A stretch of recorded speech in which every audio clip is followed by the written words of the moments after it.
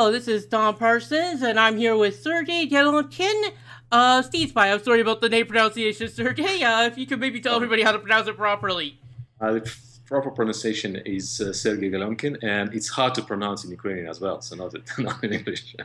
So yeah, we're just discussing here today, SteamSpy and Sergey's recent decision to stop honoring developer requests to have their game removed from the statistics, which he recently made after TechLab requested that their titles be removed, presumably after in the wake of them deciding that they're publishing as well. Yes, it seems like it could be Yeah. the reason. Obviously, I'm not sure. Yeah, obviously, we're not sure they might be preparing for a public offering or something like that, which could be also why they're wanting. But they hadn't had an issue previously with it. Yeah. And so this morning, there's been a bit of a uproar on Twitter with some people over the decision. In particular, it's been surrounding Turbo Space Program, which I believe was the first game that requested to be removed. Yeah, the whole feature of being able to remove the game from SteamSpy was built specifically for Squad. Yeah, and that has to do with the fact that Squad lives in Mexico. I'm not exactly sure where, and they were a bit concerned about talking about how well they were doing would bring some potential harm to them.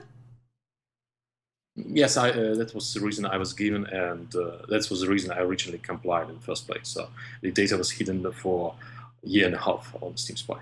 Yeah, and now it is visible if you want to see how Turbo Space Program has sold extremely well. Or well, again, we don't know if it's sold extremely well. Unfortunately, yeah, it's owned by a lot of people. Owners. Yeah, there's no way to estimate where those owners are coming from. The game might have been bundled. The game might have been given away. They have educational licenses. They have bundle licenses and so on. So it's like it's hard to estimate. Yeah. On the other hand, there's been no free weekend, and we have 1.5 million owners. And so we have an idea that it probably sold well, but we don't know how well, unless they choose to release it. So now you heard in that discussion that you said there that you felt that the press rate articles on it being pulled from SteamSpy undermined the point of it. Could you elaborate on your point there, Sam? Yeah, well, the way most people use SteamSpy, at least in my experience, is that a developer decides to develop some kind of new game, and obviously there is no such thing as a completely new game. So you always have elements of something that was done before you. Like you might decide to develop a game set in fantasy world, or you might decide to make a turn-based game. And the smart thing is to research the market before you do it. I've done a presentation about it on in Switzerland about it. It's available online. But long story short is you need to use several tools to research your market. And SteamSpy is one of those tools. Obviously, it's not the only one, and it should not be the only one. But it is useful if you want to see how a competition is doing and what they are doing exactly. And I mean, not exactly competition, because Steam is a platform for paid games. So if you're making a zombie game, you're not exactly competing with Dying Light, because Dying Light was already released and is not got most of its sales on release date on Steam sales. And if we gradually remove all the major indie independent successful games from SteamSpy, there would be no one to learn from, right? So if you want to develop a grand strategy game, you want to understand what Paradox is doing. You have a lot of tools in your disposal to do this. You obviously have Google. Google has amazing search API that could be used to understand what the company is doing. You can research YouTube, Twitch, again, amazing APIs. I only use in parts of it, and if you're really serious about it, you should do it yourself. And obviously, you could also research what they're doing on Steam, and SteamSpy by far is not the worst tool to do this. It's obviously Steam Charts, SteamDB, all good tools. SteamSpy is just one of those tools, but I mean, it's useful. So if I remove those games from SteamSpy, it would be a bit harder for next indie developer to develop the next Stellaris or Europa Universalis. And in my opinion, it's a bad thing. I do understand that Paradox might think otherwise, that it would be good for them to not have any competitors releasing more good games in their genres, but I feel like it's a question of having one company interest over everyone else's interest, right? Because as gamers, we want to have more good games to choose from, and we as developers also want to have to be able to develop games in any genre we want and research any market we want. So at some point, I saw a lot of publishers. It's really rarely a developer, actually. It's mostly publishers sending me requests to pull the data. To be fair, most of the publishers that sent requests were like, low-level publishers publishing only really small and low-ranked games. But after Paradox and Techland, I decided I will not honor any requests.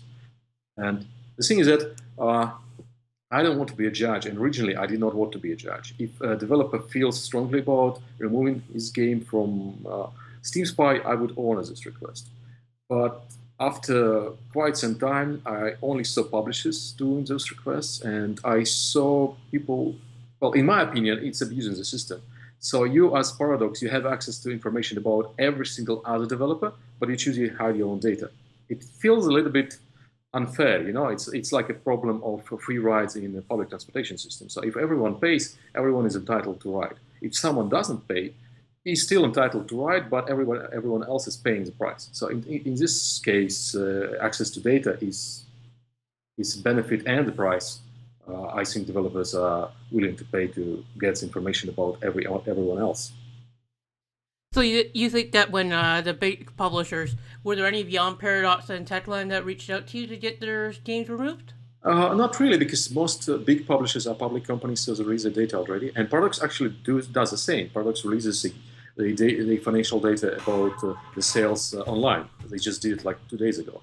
Yeah. And so do you think that their concern might be that the gap between the numbers might create some confusion potentially? Well, the numbers in terms of owners are actually quite similar. They reported numbers and SteamSpy reported numbers in terms of owners are really similar. The problem is that some people multiply the number of owners by retail price and come up with ridiculous revenue numbers. But I mean, some people are stupid. You should not hide data from everyone else because some people are stupid, right? Yeah, and just to do some things, even if a game hasn't been discounted anywhere, as Sergey mentioned, there's educational copies potentially. There's also demo copies, press copies. Then you have to consider regional pricing and different. There's a whole bunch of things that can impact a game's price. So I'm the guy that created SteamSpy. I cannot estimate revenue of any game on SteamSpy based on SteamSpy data alone. It's just impossible. Yeah. So when people do it, it's sad. You might be able to do it if you gather a bunch of other information, Yeah, sure. For example, you might be able to give an example here. Let's use No Man's Sky because I didn't do this fully. I did it roughly. You could, example, take its Russian prices and get comparison to owners, and same with every other region. You could also take a guesstimate of how much were sold at discount at places that had it there, and then estimate very, very crudely. This is incredibly, where its range would be. But I mean, it's you come into the conclusions about overall volume on sales. You don't know about how much money actually came to a publisher or developer. So like we know that Steam takes roughly 30% of 30%. Retail price, but then you have taxes, then you have VAT in certain countries. Like in Europe, it's depends on the country, but could be as high as 23%. There's VAT in Russia as well, and they're still not charging, but they're going to start charging next year. There's VAT in Ukraine. Then you have resellers that also take a cut if you sell a game off Steam, like if you sell a game on Greenman's Gaming. You get 30%. Basically, 30% is taken off whichever store you're selling on. That seems to be about the standard. Yeah, but it actually varies. Like G2A takes like 10%, and it varies. And you have, as I said, VAT, and then you have. Taxes that are applicable immediately after. So it is complicated. Yeah, exactly. You might be able to get a gross number, roughly. Gross numbers, yeah. But, and as I said, you cannot multiply it by 60 or whatever and get anywhere near, they see it, and it also depends, and in No Man's Sky's case, we don't know what their deal with Sony is. Nobody does, because... But yeah, so there's a lot of misinformation about how to use SteamSpy's data. Where do you think that comes from a lot? Well, I mean, SteamSpy is like Google. It just provides you information obtained from public sources. The same as Google does. Google estimates, crawls pages and provides you with data that somebody else put online. But Google has no responsibility about truthfulness of this data and about how do you use it. I mean, you might Google answers and try to cure your. If you find your ill or something, you get a high temperature, fever. You Google a recipe, you find a medicine and try to cure yourself. But it would be not fault of Google if you die in the result, right? It would be your own fault because you didn't go to a proper professional to actually cure you. So it's the same as SteamSpy. It's just an information. You still need to understand how to use it. Yeah. And all the limitation of the system. So you cannot calculate revenue. You can barely calculate cross on the SteamSpy, but you can calculate audience engagement. You can understand where is it coming from, how long do they play, if they play any other games, and that's what's the point of SteamSpy actually. So if you go to Football Manager, for example, and look in the audience for Football Manager year over year, you'll see that they have a core audience that only plays Football Manager, people that only buy Football Manager every single year, they don't buy any other games. And that's amazing, right? Yeah. It's widely different from the audience, for example, for Master of Orion or Total War. Or for a while there was an audience that every single sort of open world survival game would. Yeah. The trend's mostly died out since Ark, but for about 6 months there, it was an amazing trend to watch them just migrate game to game. Yeah, and I think that trend was actually shown that there is a market potential for a survival game because people migrate from game to game because they don't like anything they encounter. So they want to play some really good survival game. They try many of them, but they don't stick around because games are not that good. And what Ark proved to us is that it is possible to capture this audience if you develop a game that is good enough for people. So, not exactly an amazing discovery, but it's a niche that we could. Yeah, and the very interesting part there was maybe the way that they kept moving along. Like they would try the games and move, and keep buying every single one. It was so. Why do you think the games industry is so adverse to having public sales data, unlike other industries like the movie industry? Well, it's I'd say movie industry is a little bit unusual, yeah, because movie industry originally started as movie companies financed by people from banks and financial institutions, and those people were comfortable with sharing financial data. While in most other industries, people do not share their financial data. It's not just games. I'd say you don't get a lot of information about pharmacy or something else. But it shouldn't discourage anyone about sharing the data because in the end, it actually helps everyone in the industry. SteamSpy is not financial data. I love when people actually share financial data, obviously voluntarily, because it helps everyone else. For quite some time, I've been subscribed to Google Sheet, where indie developers would share expenses, would share profits, and so on. So the fellow developers would understand how much does it cost to make a game. And I also host a podcast, How Games Are Made. And usually when people come to our podcast, they share the financial information. Like we just had a show about Gamescom with 3 developers from different companies, and they shared information about how much it costs to have a booth in a business area, how much it costs to have a booth in public area, how much it costs to have a booth as a part of indie arena, rental prices, hired personal costs, and so on. And for a developer, if you want to go to Gamescom, this kind of information is available, right? So I think it helps to everyone. Yeah. So who do you think SteamSpy helps the most overall? In my experience, it's mostly indie game developers that cannot afford to pay for the actual marketing research.